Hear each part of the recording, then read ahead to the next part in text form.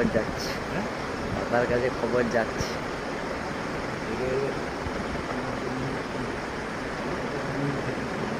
সম্রাট দাকে ফোন করে দেখাইছি, দাদাকে ফোন করে